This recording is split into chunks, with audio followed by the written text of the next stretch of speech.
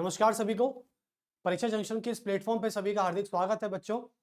और आज Indian polity में हम आगे बढ़ते हैं और इंडियन पॉलिटी के कॉन्स्टिट्यूशन अमेंडमेंट चैप्टर पर हम थोड़ा और ज़्यादा फोकस करना चाहते हैं, क्योंकि ये चैप्टर अभी पूरा हुआ नहीं है और यहाँ से जुड़े जितने भी क्वेश्चंस हैं वो आने वाले कॉम्पिटिटिव एग्जाम में ज़रूर आएंगे, क्योंकि ये चैप्टर है ही कॉन्सेप्चुअल है। और जब ये चैप्टर कॉन्सेप्चुअल हो जाता है तो यहाँ से मैक्सिमम क्वेश्चन उठने के चांसेस ज़्यादा रहते हैं। तो इसलिए हम आगे चलते हैं इंडियन पॉलिटी में संविधान संशोधन और कॉन्स्टिट्यूशन अमेंडमेंट। मैं आशा करता हूं कि शायद आप प्रीवियस लेक्चर हमारे देख रहे होंगे इस संस्था के माध्यम से। जो भी संस्था यहाँ से सब्जेक्ट ली जा रही हैं आप उनके लेक्चर जरूर देखते रहिए एक बार, और यहाँ से आपको कई सारे बेनिफिट भी मिलते रहेंगे। चलिए तो आगे स्टार्ट करते हैं लेक्चर को। और लेक्चर है हमारा constitutional amendment of the Indian constitution या इन द इंडियन कॉन्स्टिट्यूशन।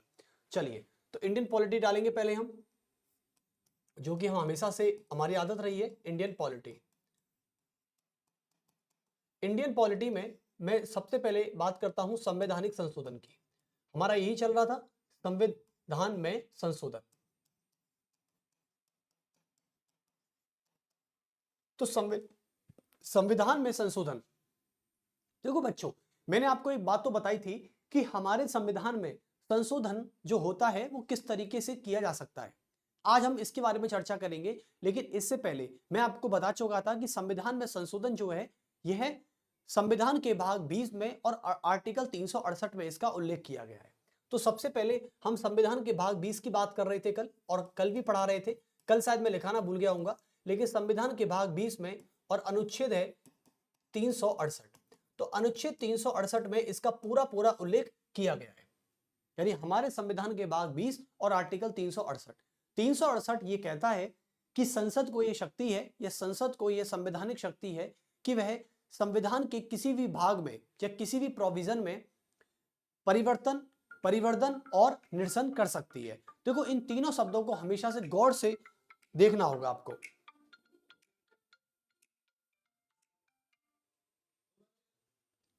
हमें देखना होगा किस तरीके से हमें काम करना है, और इस सारे संवैधानिक जो संशोधन है इनमें हमें यह बात भी देखनी है कि किस तरीके से संविधान में संशोधन संसद कर सकती है और किस तरीके से नहीं कर सकती है। तो एक्चुअली में हमारे संविधान में जितने भी भाग हैं उनका परिवर्तन, उनका परिवर्धन और रिपील, ये तीन शब्द इंपॉर्टेंट है बच्चों। तो सबसे पहले आप जब कभी भी ये तीन शब्दों के बारे में पढ़ें, कि एक तो पढ़ा आपने परिवर्तन के बारे में, एक पढ़ा आपने परिवर्तन के बारे में, और एक पढ़ा आपने निरसन के बारे में।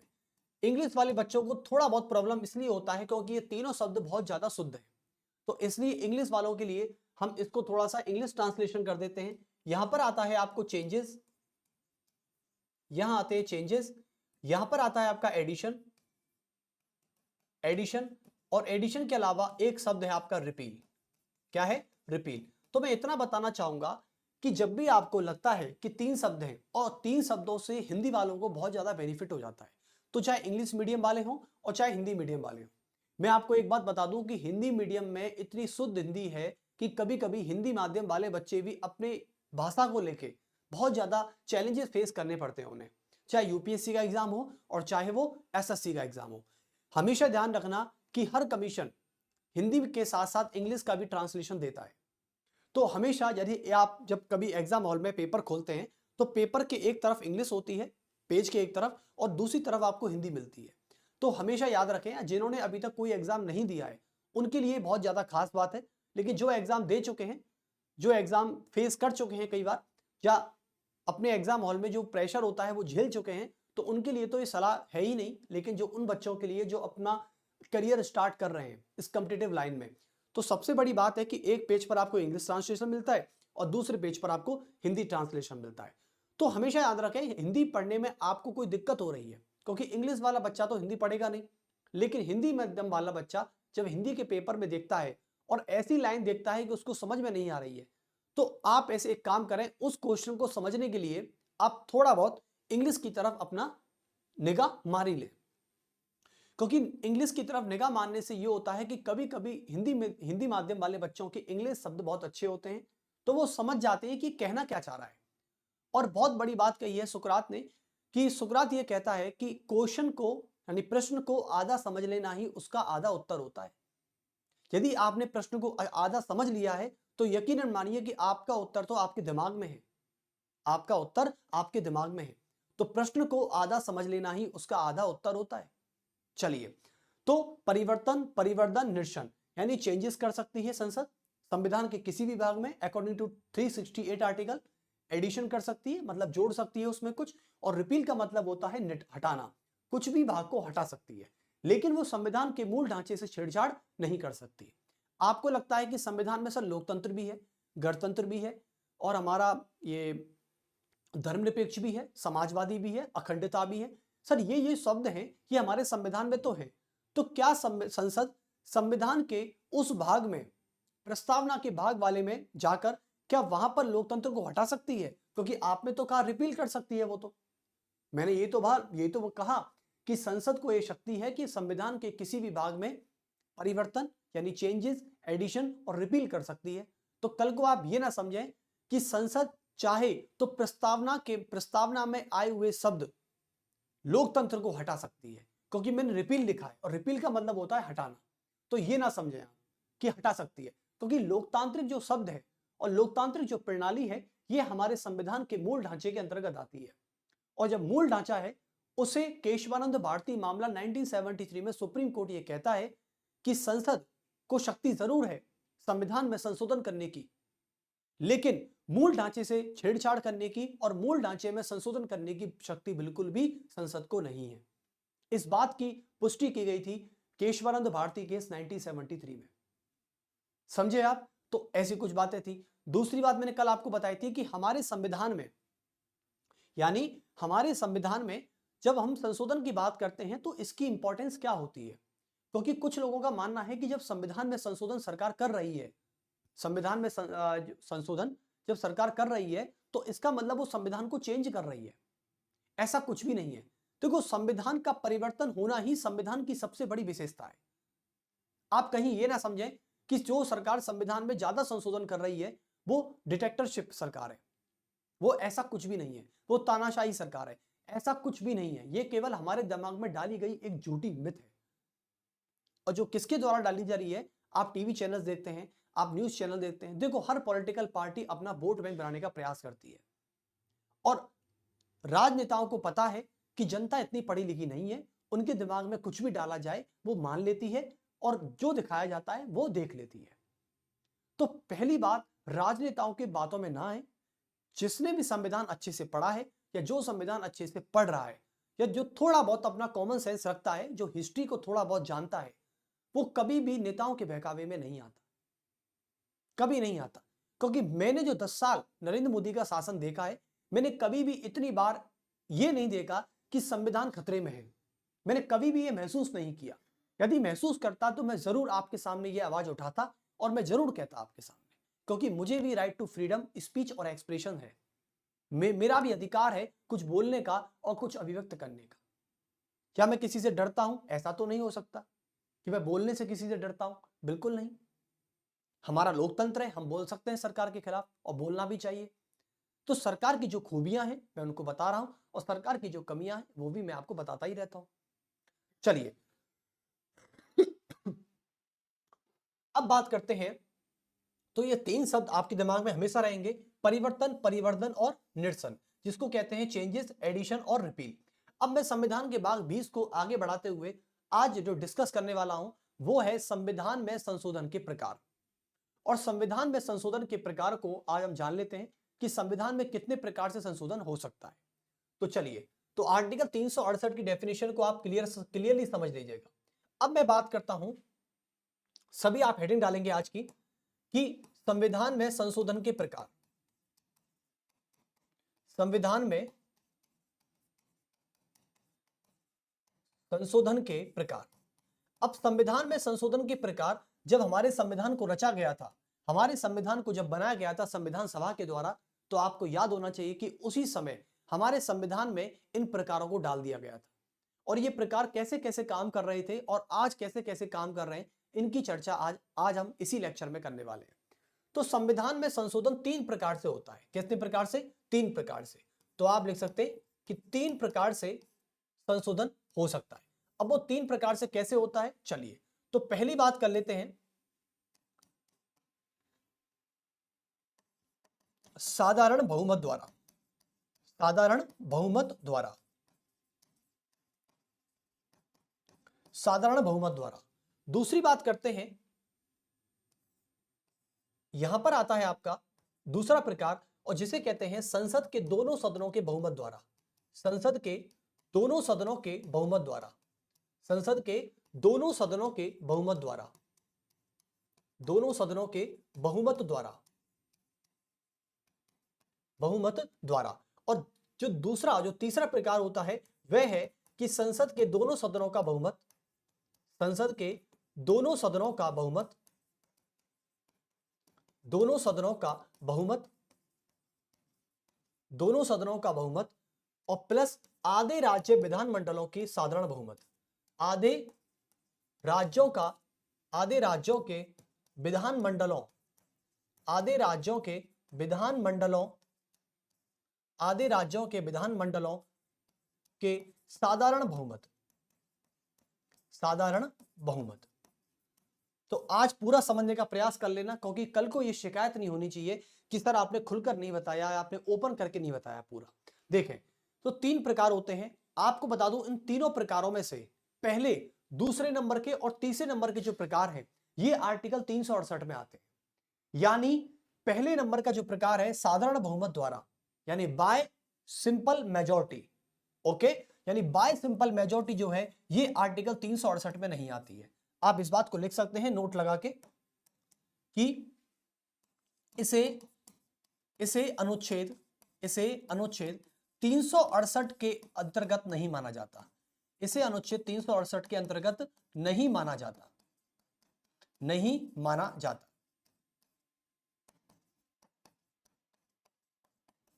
नहीं माना जाता है। यानी संसद को यह शक्ति है कि वह संविधान के कुछ भागों में, संविधान के कुछ भागों में साधारण बहुमत के द्वारा भी संशोधन कर सकती है, लेकिन जो साधारण बहुमत के द्वारा संशोधन कर सकती है वो सिर्फ हम आर्टिकल 368 के अंतर्गत नहीं मानते।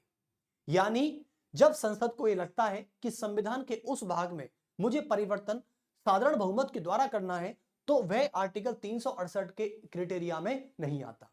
लेकिन बाकी के जो दो आपको संशोधन दिए गए हैं, संशोधन के प्रकार जो दिए गए हैं, यानी काइंड्स ऑफ द जो अमेंडमेंट दिए गए हैं आपको दो, यह अनुच्छेद 368 के अंतर्गत आते हैं। तो आप इस बात को लिख सकते हैं कि यह लिखेंगे, यह दोनों प्रकार, यह दोनों प्रकार, यह दोनों प्रकार अनुच्छेद 368 के अंतर्गत आते हैं, अनुच्छेद 368 के अंतर्गत आते हैं, अनुच्छेद 368 के अंतर्गत आते हैं।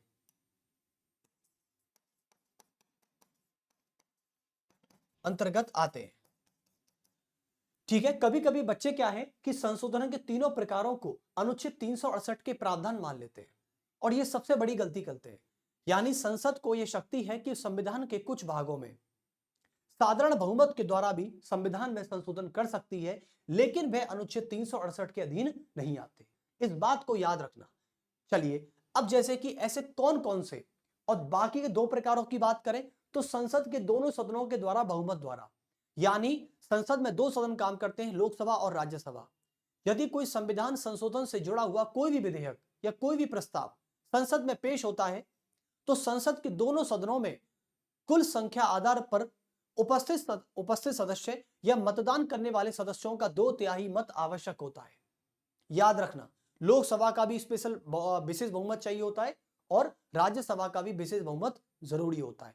उसके बाद वह सदन से निकलकर राष्ट्रपति के पास जाता है और राष्ट्रपति उस पर अपनी सहमति देकर कानून बना देता है।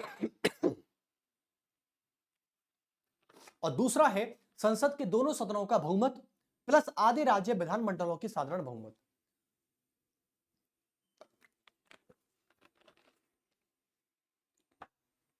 लेकिन बच्चे वहां कंफ्यूज होते हैं कि सर कौन कौन से ऐसे सब्जेक्ट हैं, कौन कौन से ऐसे मैटर है, कौन कौन सा संविधान का ऐसा भाग है जिसमें संसद साधारण बहुमत के द्वारा भी संविधान में संशोधन कर सकती है। ऐसे कौन कौन से भाग हैं संविधान के। चलिए, तो पहली बात कर लेते हैं, जैसे कि इसमें आता है आपका आर्टिकल, जैसे कि बच्चे इसमें आता है आर्टिकल 2 और 3। यानी आर्टिकल 2 और 3 ऐसे भाग हैं, ऐसे अनुच्छेद हैं संविधान में जिन्हें संसद को पारित करने के लिए या संसद को संविधान में संशोधन करने के लिए उसे किसी भी प्रकार के विशेष बहुमत की आवश्यकता नहीं होती और ना ही आधे राज्य विधानमंडलों की सहमति की जरूरत होती है। केवल और केवल साधारण बहुमत के द्वारा, यानी संसद के दोनों सदनों के साधारण बहुमत के द्वारा भी अनुच्छेद 2 और 3 में परिवर्तन किया जा सकता है।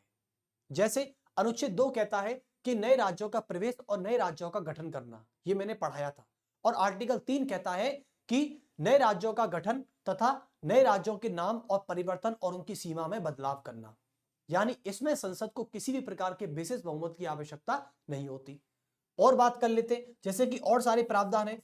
और क्या प्रावधान हो सकते हैं कि अनुसूची दूसरी, यानी दूसरी अनुसूची में क्या आता है? दूसरी अनुसूची में आता है कि राष्ट्रपति, राष्ट्रपति, राज्यपाल और न्यायाधीश की जो वेतन भत्ते होते हैं, जो वेतन और भत्ते होते हैं, उनमें बदलाव कर सकती है। जैसे कि राष्ट्रपति को वेतन को 2018 में बढ़ाकर 5 लाख कर दिया गया था। 5 लाख आज राष्ट्रपति का पर मंथ वेतन है। पर मंथ, ये तो वेतन ही वेतन है। अभी तो अलाउंस नहीं जोड़ा मैंने इसमें, अभी तो मैंने आवासीय सुविधा नहीं जोड़ी इसमें। और भी सुविधा मिलती है जो राष्ट्रपति हमारे भारत के, उनको लग्जरी लाइफ मिलती है। तो उसके अलावा जो मैं वेतन की बात करता हूं, उन वेतन से जुड़े और भत्तों से जुड़े जो भी मामले होते हैं राष्ट्रपति के, वो इसमें आते हैं। अनुसूची दूसरी, अनुसूची 5वीं और अनुसूची 6वीं, यानी 5वीं अनुसूची और 6ठी अनुसूची जिसमें जनजातीय क्षेत्रों का प्रशासन आता है, उनका नियंत्रण आता है। अनुसूची दूसरी में राष्ट्रपति और हमारे प्रधानमंत्री और अन्य जुड़े जो संवैधानिक पदाधिकारी हैं, उनके जुड़े वेतन भत्ते आते हैं। उसके अलावा और क्या हो सकता है? उसके अलावा हो सकता है कि संसद के, यानी संसद के निर्वाचक मंडल, संसद के निर्वाचन पद्धति, संसद की निर्वाचन पद्धति। उसके बाद आता है निर्वाचक क्षेत्रों का पुनर्निर्धारण, निर्वाचक क्षेत्रों का यानी इलेक्टेड एरिया, निर्वाचक क्षेत्रों का पुनर्निर्धारण, पुनर्निर्धारण करना, पुनर्निर्धारण करना, ये हो सकता है। कई सारी चीजें हैं, ठीक है। उच्चतम न्यायालय, सुप्रीम कोर्ट के न्यायाधीशों और हाई कोर्ट के न्यायाधीशों का वेतन आता है, उनके कार्य क्षेत्र आते हैं।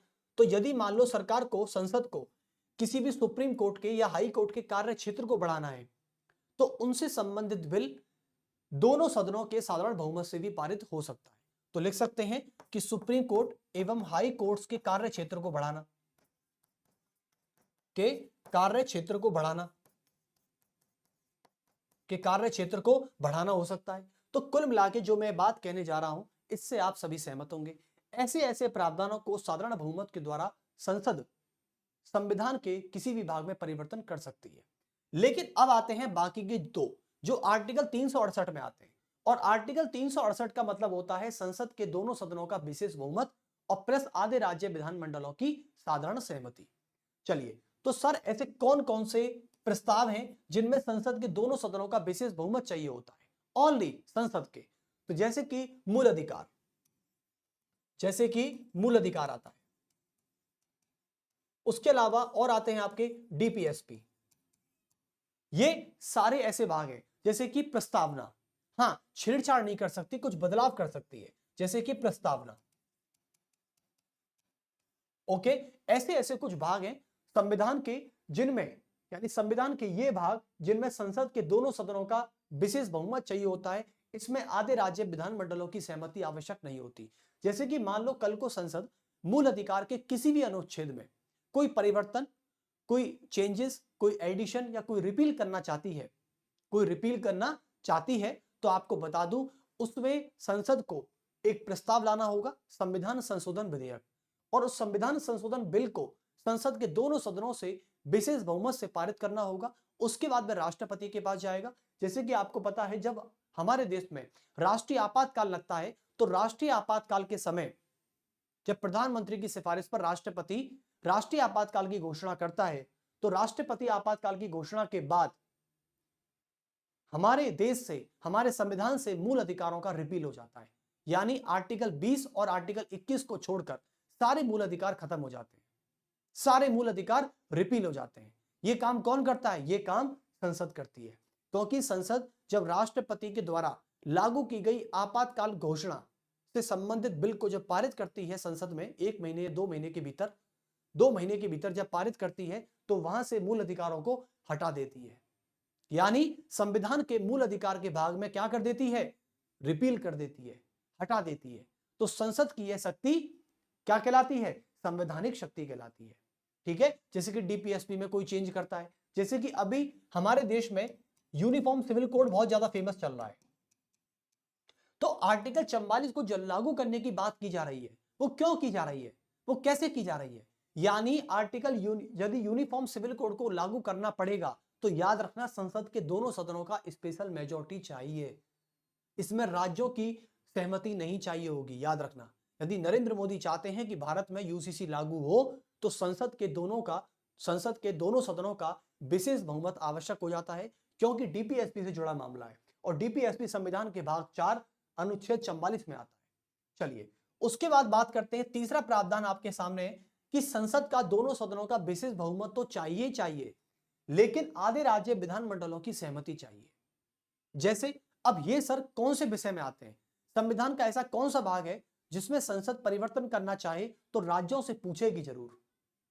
जैसे कि हम बात करते हैं संविधान की 7वीं अनुसूची, आपको पता है संविधान की 7वीं अनुसूची काम करती है, और 7वीं अनुसूची एक ऐसी अनुसूची है जो केंद्र और राज्यों के बीच में शक्तियों का विभाजन करती है।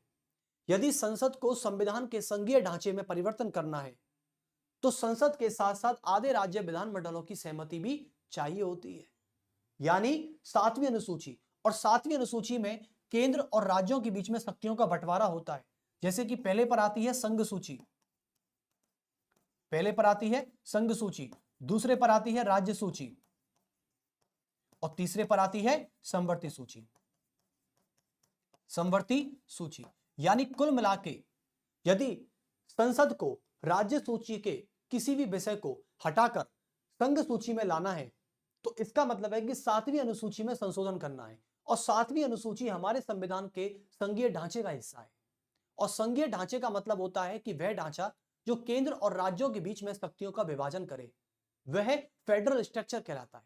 यदि आपसे पूछे कि हमारे संविधान का संघीय ढांचा क्या है तो आप बोलना कि वह ढांचा या वह स्ट्रक्चर जो सेंटर और स्टेट के बीच में शक्तियों का, पावर्स का डिवाइडेशन करता है, वह फेडरल स्ट्रक्चर कहलाता है। और शक्तियों का विभाजन हमारे संविधान की 7वीं अनुसूची में मिलता है। जैसे कि संघ सूची में आने वाले विषयों पर कानून बनाने का अधिकार केवल केंद्र सरकार का है, संसद का है। राज्य सूची पर केवल मुख्यमंत्री का है। लेकिन मान लो संसद को यह लगता है कि राज्य सूची के किसी भी विषय को हटाकर हमें संघ सूची में लाना है, तो इसका मतलब है कि वो 7वीं अनुसूची में परिवर्तन करना चाहती है। और जब 7वीं अनुसूची में परिवर्तन करना चाहेगी तो संसद के दोनों सदनों का विशेष बहुमत तो चाहिए ही चाहिए, लेकिन आधे राज्य विधानमंडलों की सहमति भी जरूरी है। क्यों? क्योंकि मान लो कल को राज्यों की बात करें तो 28 राज्य हैं। 28 राज्यों की बात करें तो 28 राज्यों में जो पुलिस होती है वो स्टेट लिस्ट का विषय है। जैसे किसका है? जैसे राज्य सूची बात करें तो पुलिस जो होता है वो राज्य सूची का विषय होता है। जैसे कि Rajasthan police, Maharashtra police, Rajasthan police है, महाराष्ट्र पुलिस है, गुजरात पुलिस है, यूपी पुलिस है। यानी जो पुलिस होता है उसका कंट्रोल स्टेट के हाथों में होता है। अब मान लो संसद को यह लगता है कि पुलिस विषय को हटाकर यदि मैं सेंटर में लाना चाहूं, यदि इसको सेंटर में लाना चाहेगा संसद, तो संसद अपने दोनों सदनों से तो विशेष बहुमत से पारित कराएगा ही कराएगा, लेकिन पहले 28 में से आधे राज्यों से जरूर पूछेगा। यदि आधे राज्य सहमत हैं इस बात पर तो कल से राज्य सूची में आने वाले पुलिस के विषय पर जो बनने वाले कानून है उस पर राज्य नहीं फिर अब केंद्र बनाएगा। यानी पुलिस उठकर कहां जाएगा? केंद्र में आ जाएगा, यदि आधे राज्य विधानमंडलों की सहमति मिल गई तो संघीय ढांचे से जुड़े जितने भी मामले हैं उनमें यदि संसद को संविधान में संशोधन करना है तो आधे राज्य विधानमंडलों की सहमति लेना आवश्यक है। और जैसे बात करते हैं, और आता है राष्ट्रपति का चुनाव।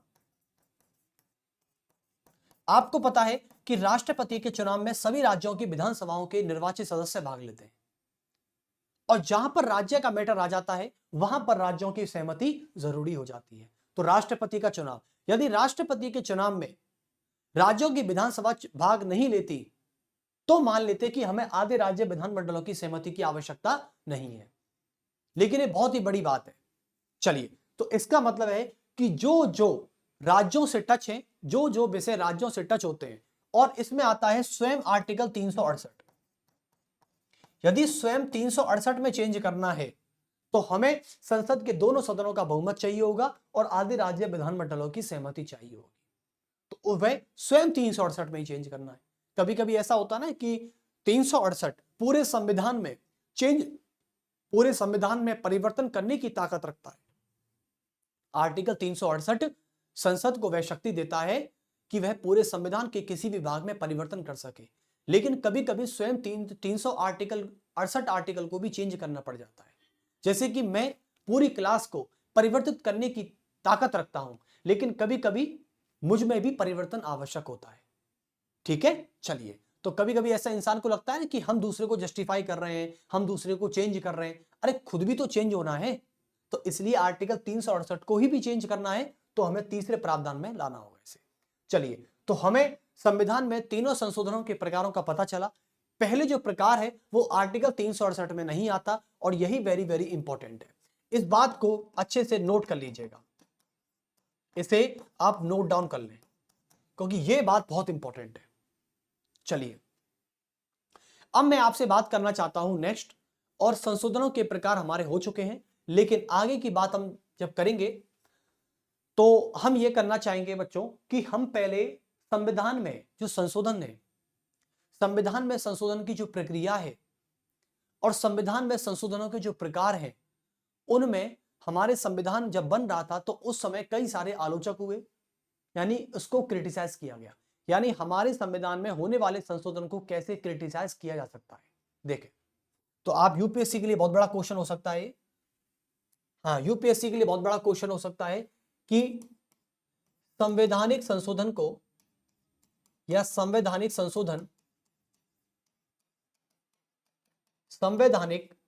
संशोधन की कमियां या आलोचना। मैं किसी यूपीएससी के एस्पिरेंट से ये पूछ लूं एक बार, मान लो पूछ लेता हूं कि हमारे संविधान में जो जो संविधान किए गए, जिस तरीके से किए गए, आप उन बातों में कहां तक सहमत हैं और आप उन बातों में कहां तक सहमत नहीं है। क्योंकि संवैधानिक संशोधन से जुड़ी आप कुछ खामियों या कुछ कमियों के बारे में हमें बता सकते हैं कि हमारे संविधान में जो संशोधन किया जाता है, आपको क्या लगता है कि यह संशोधन कहां तक ठीक है और कहां तक गलत है। यह भी क्वेश्चन आपके दिमाग में आना ही चाहिए, क्योंकि आपको पता है कि हमारे देश का संविधान एक सफल संविधान कहलाता है, एक सफल संविधान कहलाता है। यानी अच्छा, सफल संविधान क्या होता है, मैं आपसे यह पूछूं। हमारे देश का, यदि भारत का संविधान एक सफल संविधान है तो कैसे, हाउ, मुझे एक्सप्लेन करके बताओ इस बार। अपने मन में सोचना जरूर कि हमारे देश के संविधान को एक सफल संविधान कहा जाता है। इसलिए सफल संविधान कहा जाता है क्योंकि वो लचीला और कठोर दोनों है, या फिर इसलिए कहा जाता है कि हमारे संविधान को बहुत अच्छी संविधान सभा द्वारा लिखा गया, बताइए। या हमारे देश को सफल संविधान इसलिए कह सकते हैं क्योंकि यह संविधान डॉक्टर भीमराव अंबेडकर जी ने लिखा था। क्या हमारे देश को सफल संविधान इसलिए कह सकते हैं कि यह लचीला और कठोर दोनों है। क्या हमारे देश को सफल संविधान इसलिए कह सकते हैं क्योंकि यह हमारे विश्व का सबसे बड़ा संविधान है। क्या बड़ा संविधान होने से वो सफल संविधान हो जाता है। क्या डॉक्टर भीमराव अंबेडकर जी जैसे कई विद्वानों द्वारा लिखा गया संविधान एक सफल संविधान हो जाता है। क्या अंबेडकर जी से कभी गलती नहीं हो सकती, मुझे बताइए एक बार। क्या अंबेडकर जी के द्वारा लिखे गए संविधान में गलती नहीं हो सकती। क्या अंबेडकर जी एक इंसान नहीं थे, इंसान ही तो थे, और गलती इंसान से ही होती है।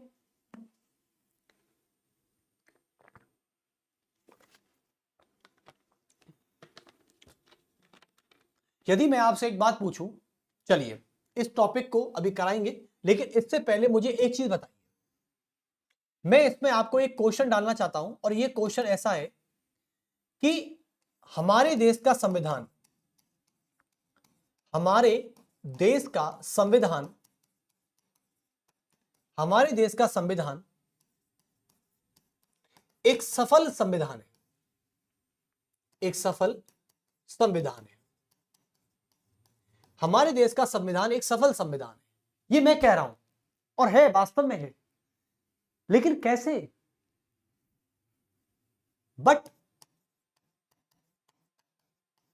लेकिन कैसे, इस बात का जवाब किसी के पास है या नहीं है? या तो फिर यह हो सकता है कि भाई मैं अपने देश के संविधान को सफल मानता हूं, वो भी इसलिए मानता हूं कि यह संविधान, क्योंकि यह संविधान अप्रत्यक्ष माध्यम से चुनी गई, अप्रत्यक्ष माध्यम से चुनी गई संवैधानिक सभा, अप्रत्यक्ष माध्यम से चुनी गई संवैधानिक सभा द्वारा लिखा गया था, द्वारा लिखा गया, और वो संवैधानिक सभा बहुत अच्छी थी, इसलिए हो सकता है। दूसरा ये मान सकता हूं, क्या इसलिए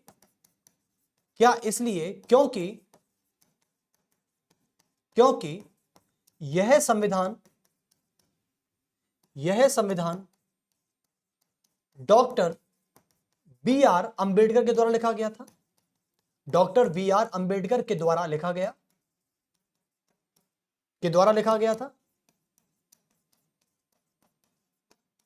इसलिए मान लूं। क्या मैं यह मान सकता हूं कि हमारे देश का संविधान एक राष्ट्रीय आंदोलन की विरासत है? क्या इसलिए कि हमारे संविधान एक राष्ट्रीय आंदोलन की विरासत है, राष्ट्रीय आंदोलन की विरासत है?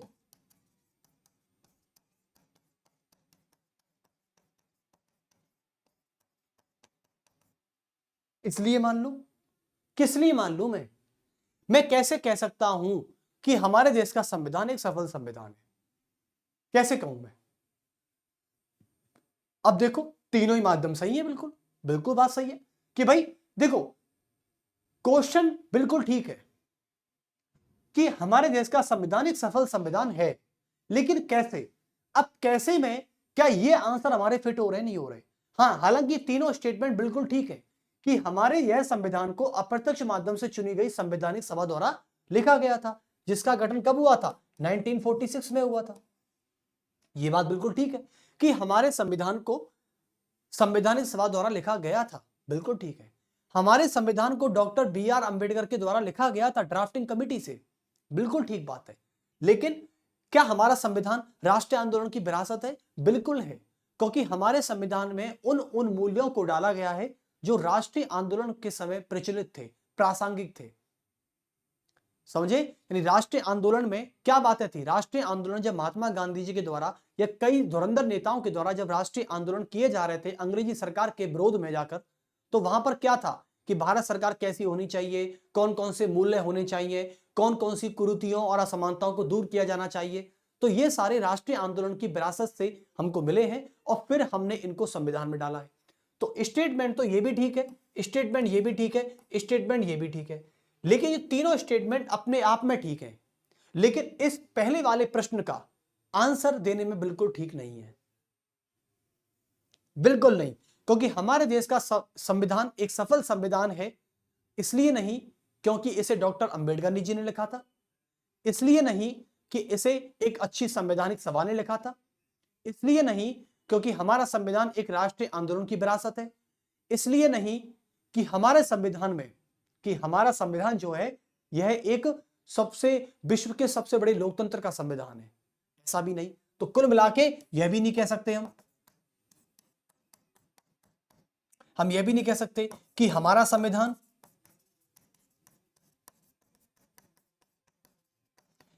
संविधान दुनिया के सबसे बड़े लोकतंत्र का संविधान है, दुनिया के सबसे बड़े लोकतंत्र का संविधान है, सबसे बड़ा लोकतंत्र का संविधान है।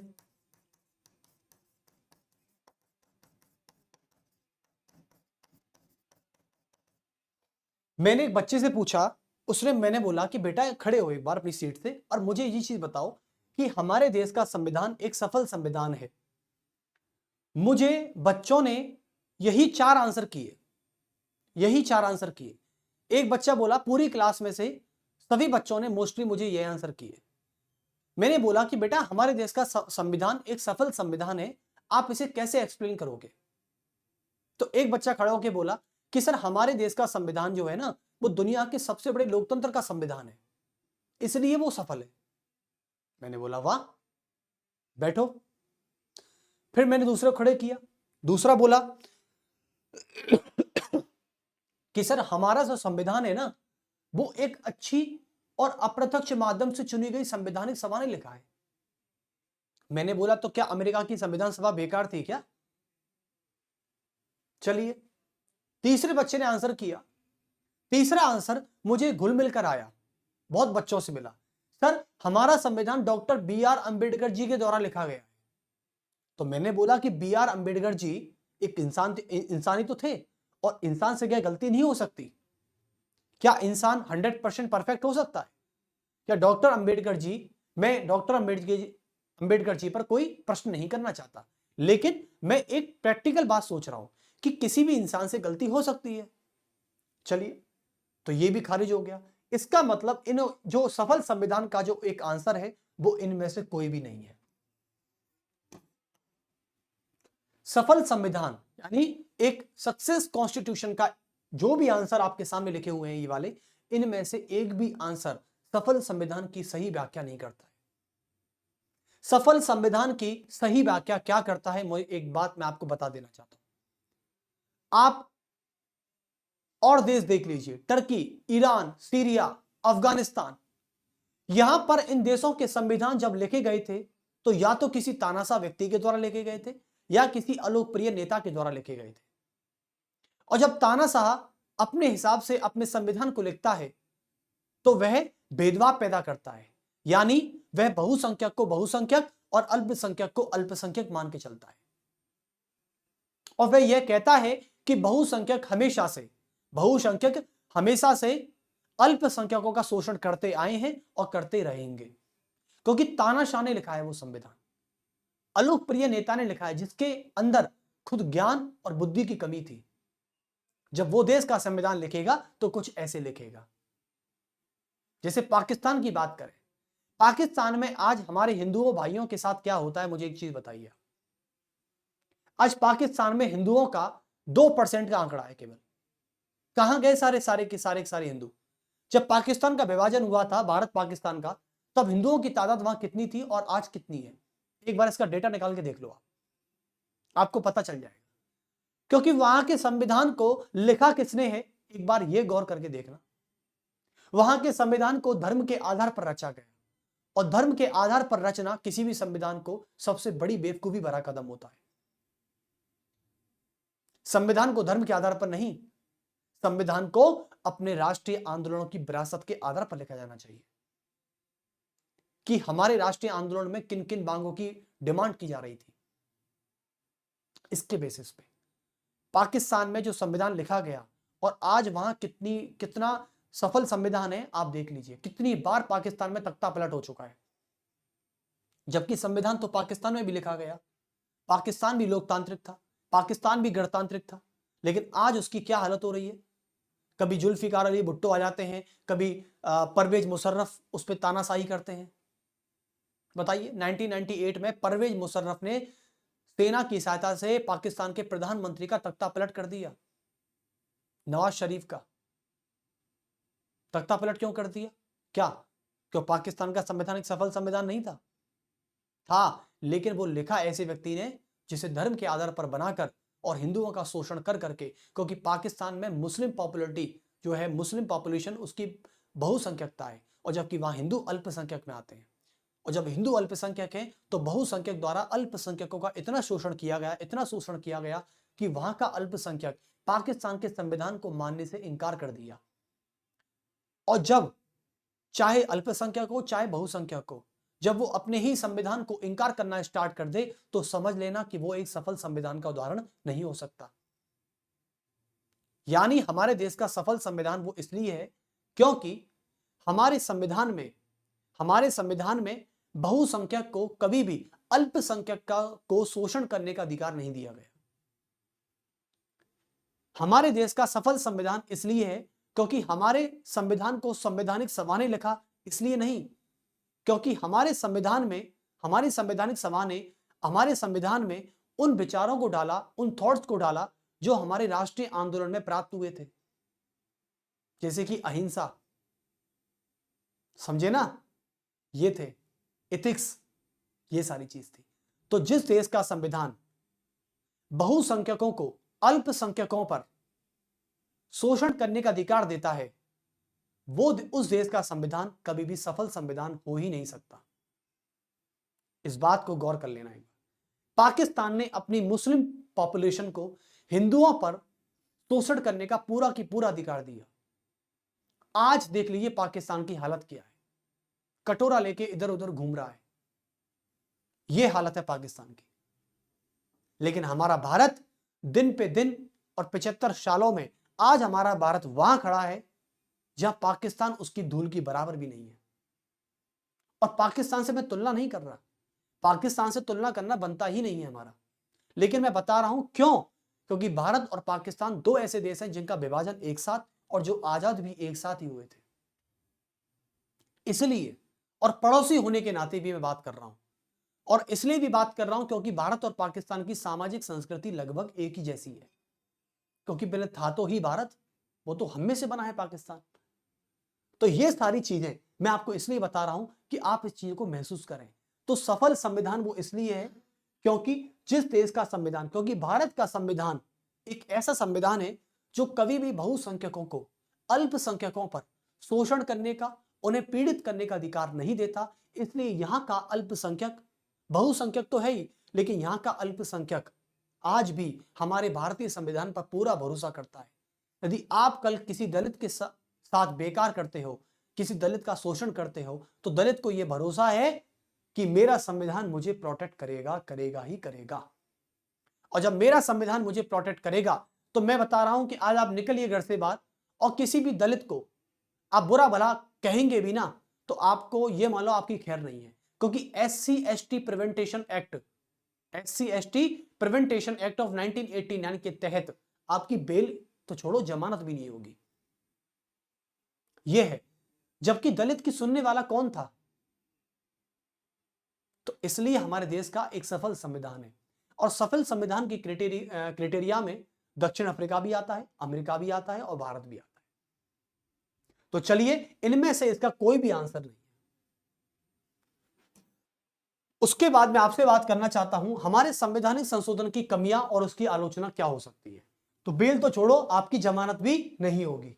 यानी SC/ST प्रिवेंटेशन एक्ट यदि किसी ने भी लगा दिया, तो आप सोचो कि हमारे देश में दलितों की कम्युनिटी एक माइनॉरिटी कम्युनिटी है, और जब माइनॉरिटी है तो आप समझ जाओ, यानी माइनॉरिटी का भी हमारे देश के संविधान में उतना ही सम्मान है जितना कि किसी बहुसंख्यक का सम्मान है। चलिए, तो फिर मैं आपसे अभी यहां पर आगे चलते हैं थोड़ा सा, कि अब मुझे संवैधानिक संशोधन की कमियां और उसकी आलोचना को बताना है। देखिए, तो अभी एक बार इसको हटा दें या लिखे रहने दें? अच्छा क्वेश्चन है यूपीएससी के लिए, मजा आया आपको? यानी यूपीएससी के हिसाब से सबसे बेस्ट है क्वेश्चन आ सकता है भाई साहब, कभी भी इस पे शौक मत होना। यानी सफल संविधान कैसे है आपको बताना पड़ेगा। जैसे कि अब बात कर लेते हैं आगे, तो टॉपिक की बात करते हैं सीधे हम, और टॉपिक की बात करें तो संवैधानिक संशोधन की कमियां, संवैधानिक संशोधन की कमियां, संशोधन की कमियां। यदि मैं संवैधानिक संशोधन की कमियों की बात करूं, आप कहेंगे सर क्या बात कर रहे हैं, आप तो डॉक्टर भीमराव अंबेडकर जी के संविधान को चुनौती दे रहे हैं सर। नहीं नहीं भाई नहीं,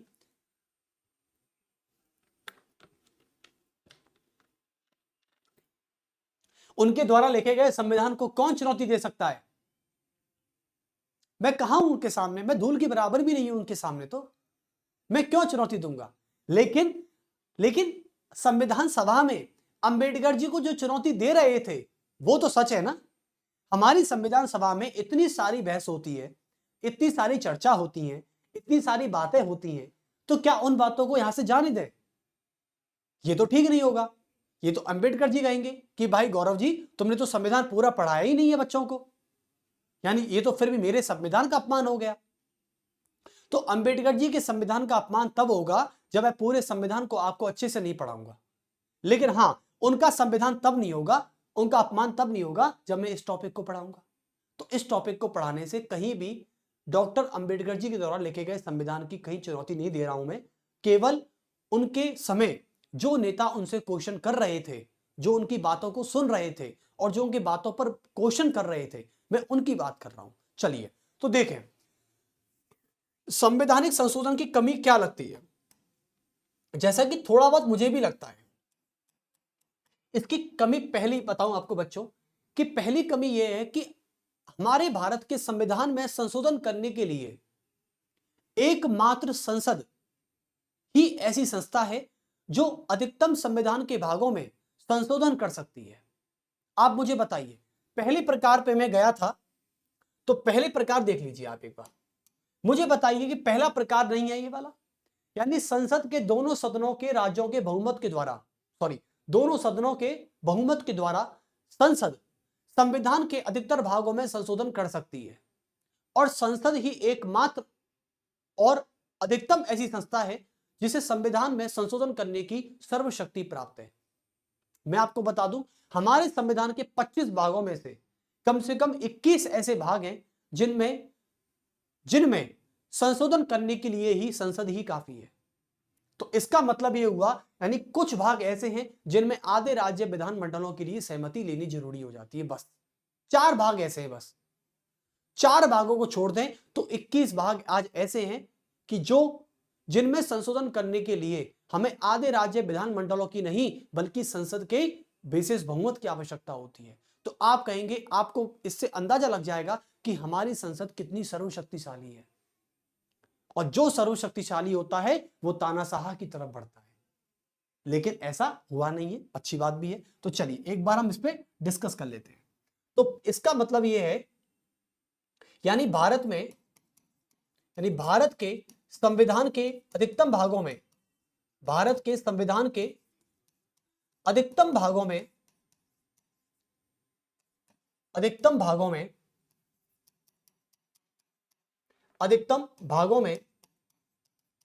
संशोधन करने के लिए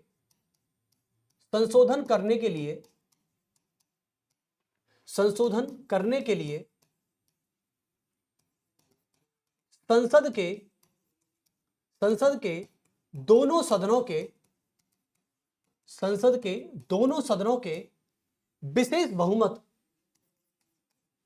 संसद के दोनों सदनों के विशेष बहुमत की आवश्यकता ही पर्याप्त है।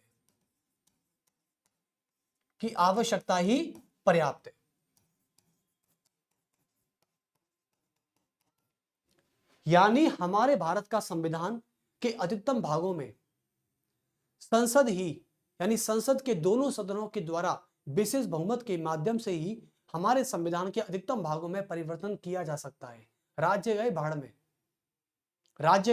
भाड़ में, यानी राज्यों से पूछना या ना पूछना बराबर है। संसद ही काफी है हमारे संविधान में संशोधन करने के लिए।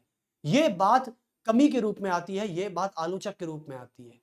तो क्या आपको कहीं ऐसा लगता है कि संसद बहुत ज्यादा पावरफुल बना दी हमारे संविधान ने? बहुत ज्यादा पावरफुल बना दी है। जैसे कि बात करते हैं, लेकिन आपको पता है, लेकिन अमेरिका में क्या होता है? लेकिन अमेरिका के संविधान में, जब आपको पता है संविधान सभा चल रही थी, तो संविधान सभा से डॉक्टर अंबेडकर जी से जो क्वेश्चन किए जा रहे थे वो अमेरिका के संविधान को तुलना में रखकर किए जा रहे थे। और अमेरिका के संविधान में आपको जानकर हैरानी होगी कि अमेरिका का संविधान एक जटिल संविधान है। उसमें संशोधन करने के लिए एड़ी चोटी तक का जोर लगाना पड़ता है। यानी अमेरिका के संविधान में यदि संशोधन केंद्र सरकार को करना है, यदि अमेरिका की सेंट्रल गवर्नमेंट को अमेरिका के संविधान के किसी भी भाग में संशोधन करना है, तो वहां पर अमेरिका के 3/4 राज्यों की सहमति लेना अनिवार्य होता है, चाहे वो भाग कोई सा भी है। इससे कोई फर्क नहीं पड़ता। लेकिन हमारे संविधान में क्या है कि भारत के संविधान में केवल संघीय ढांचे से संबंधित यदि संशोधन करना है तो ही राज्यों से पूछा जाएगा, अन्यथा संविधान के अधिकतम भागों में संसद संविधान में संशोधन करने की क्षमता रखती है। तो आप लिख सकते हैं लेकिन अमेरिका की केंद्र सरकार यदि संविधान में संशोधन करना चाहे, यदि संविधान में संशोधन करना चाहे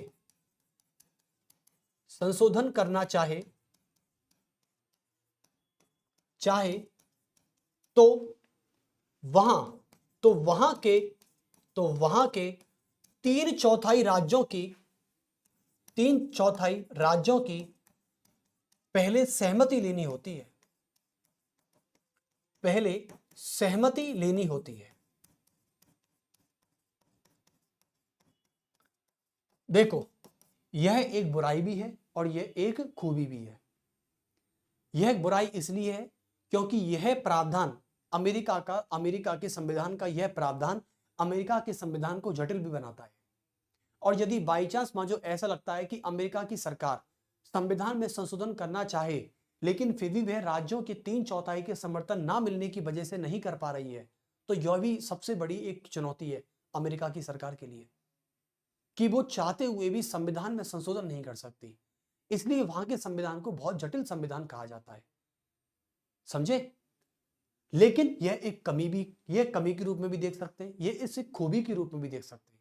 खूबी यह है कि अमेरिका की सरकार चाहे कितनी भी तानाशाह बनने की कोशिश करे, वो तानाशाह नहीं बन सकती, क्योंकि वहां के राज्यों को अलग से संप्रभुता प्राप्त होती है। वहां के राज्य जो चाहते हैं वही अमेरिका के संविधान में होता है, लेकिन यहां पर भारत की संसद जो चाहती है वही भारत के संविधान में होता है। राज्यों से यहां कोई फर्क नहीं पड़ता। तो चाहे आप इसको कमी माने चाहे आप इसको खूबी माने, ये आपके ऊपर है।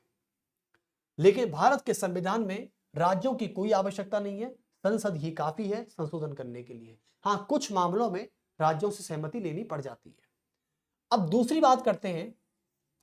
आपको पता है कि संसद में कुछ प्रस्ताव आते हैं बच्चों। संसद में जैसे कि प्रस्ताव आता है सामान्य विधेयक, जिसे कहते हैं सिंपल बिल। एक होता है सामान्य विधेयक, एक होता है धन विधेयक, एक होता है वित्त विधेयक। ये सभी सरकारी विधेयक है। और एक होता है संविधान संशोधन विधेयक, संविधान संशोधन विधेयक।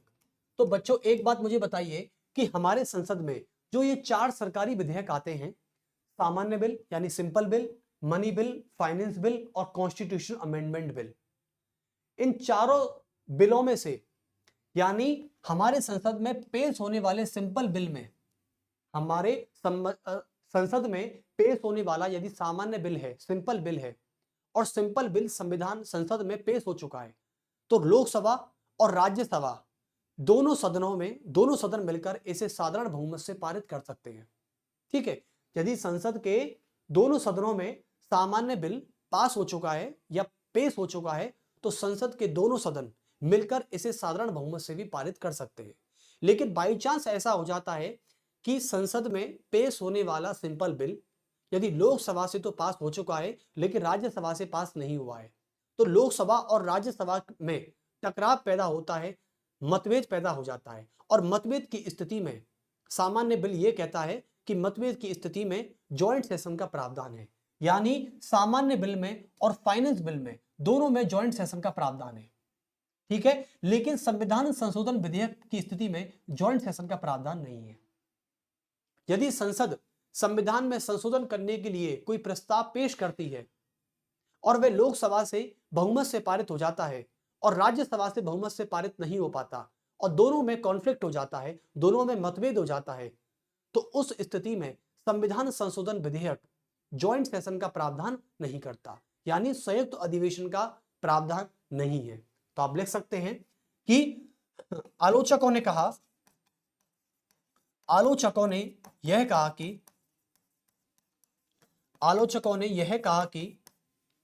कि सामान्य विधेयक जैसे कि सामान्य विधेयकों में सामान्य विधेयकों में तो संयुक्त अधिवेशन का प्रावधान है, संयुक्त अधिवेशन का प्रावधान है, संयुक्त अधिवेशन का प्रावधान है, लेकिन संवैधानिक संशोधन विधेयक, लेकिन संविधान संशोधन विधेयक जैसे विधेयकों में संविधान संशोधन, लेकिन संविधान संशोधन विधेयक जैसे महत्वपूर्ण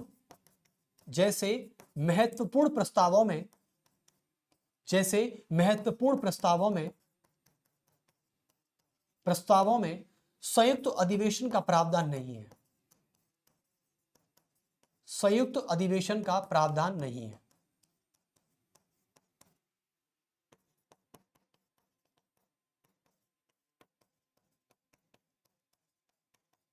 कितना अजीब है।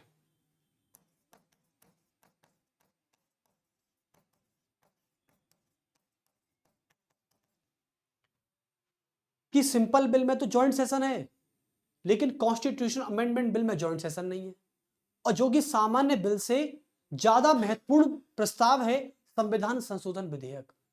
कॉन्स्टिट्यूशन अमेंडमेंट बिल इतना महत्वपूर्ण बिल है, इसमें जॉइंट सेशन नहीं होता। लड़ाई हो गई तो लड़ाई हो गई। अब दोनों जब इसको पारित करेंगे तो ही संविधान में संशोधन होगा, वरना नहीं होगा। ये कुछ कमियां हैं। चलिए, तो ये चैप्टर अभी खत्म नहीं हुआ है, लेकिन कमी हो गई है, कमियां हो गई, विशेषताएं हो गई, इसकी महत्व हो गया, संवैधानिक संशोधन की प्रक्रिया हो गई और इसका बेस हो गया। और संविधान के भाग 20 में आर्टिकल 368 में ये आता है। तो कुल मिला के आप इसकी कमियों को भी देख लेना। लेकिन आपको बता दूं कि संसद में 4 सरकारी विधेयक पेश होते हैं। पहला है सामान्य विधेयक। सामान्य विधेयक जब संसद में पेश होता है तो संसद के मान लो लोकसभा या राज्यसभा में से किसी में भी पास हो चुका है, लेकिन किसी एक सदन से पास नहीं हो पाया है, तो दोनों में टकराव होता है और टकराव की स्थिति में जॉइंट सेशन का प्रावधान है। समझे? तो संसद में पेश होने वाले 4 सरकारी विधेयक, सामान्य विधेयक, धन विधेयक, वित्त विधेयक और संविधान संशोधन विधेयक। संविधान संशोधन विधेयक और धन विधेयक को छोड़कर बाकी सभी विधेयकों में जॉइंट सेशन का प्रावधान किया जा सकता है। लेकिन संसद में आने वाले गैर सरकारी विधेयक भी काम करते हैं, जैसे कि स्थगन प्रस्ताव, धन्यवाद प्रस्ताव, अविश्वास प्रस्ताव, विश्वास प्रस्ताव, शून्य प्रस्ताव। ऐसे कुछ प्रस्ताव भी हैं जो गैर सरकारी विधेयक कहलाते हैं, केवल संसद की परंपरा के अनुरूप। ठीक है, उनका संविधान में कोई भी उल्लेख नहीं है। चलिए, तो फिर आपसे नेक्स्ट पार्ट में मिला जाएगा हमारे संवैधानिक संशोधन के तहत होने वाले महत्वपूर्ण संशोधन, जिसमें पहला संवैधानिक संशोधन से स्टार्ट करेंगे हम, लेकिन वो हम नेक्स्ट पार्ट में करेंगे। और अभी आपको कैसा लगा प्लीज कमेंट बॉक्स में जरूर बताइएगा एक बार कि यहां से चैप्टर आपको कितना समझ में आ रहा है और कितना समझ में नहीं आ रहा है। ठीक है, ताकि हम आने वाले टाइम में और आने वाले लेक्चर्स में और ज्यादा आपको डिटेल में बता सकें। या डिटेल को थोड़ा कम करना है, डिटेल को थोड़ा ज्यादा ओपन करना है और ज्यादा बढ़ाना है, तो बताइए एक बार, सजेशन जरूर देना एक बार। ठीक है, मैं चाहता हूं कि मेरे पास सजेशंस की भरमार हो, ताकि सजेशंस के तरीके से आप कोई भी देखो, देश का प्रधानमंत्री हो चाहे आपके क्लास का टीचर हो, यदि उसको जनता की राय का पता नहीं चलेगा तो आगे ना तो प्रधानमंत्री डेवलपमेंट कर पाएंगे और ना मैं आपके लिए कुछ अच्छा कर पाऊंगा। तो चलिए फिर मिलते हैं आपसे नेक्स्ट पार्ट में, और जल्दी ही, और इस चैप्टर को समाप्त तभी करेंगे जब हम नेक्स्ट पार्ट में आपको मिलेंगे। ठीक है, और नेक्स्ट पार्ट लेना जरूर ना भूलना, क्योंकि उसमें हम कॉन्स्टिट्यूशन, जो इंपॉर्टेंट कॉन्स्टिट्यूशनल अमेंडमेंट है वो पढ़ेंगे, सुप्रीम कोर्ट के जजमेंट पढ़ेंगे, स्टेटमेंट पढ़ेंगे, सब कुछ पढ़ेंगे, ताकि ये आने वाले एग्जाम में आपको किसी भी तरीके का कोई भी डर महसूस ना हो। चलिए, सभी को मेरा नमस्कार, बहुत बहुत धन्यवाद।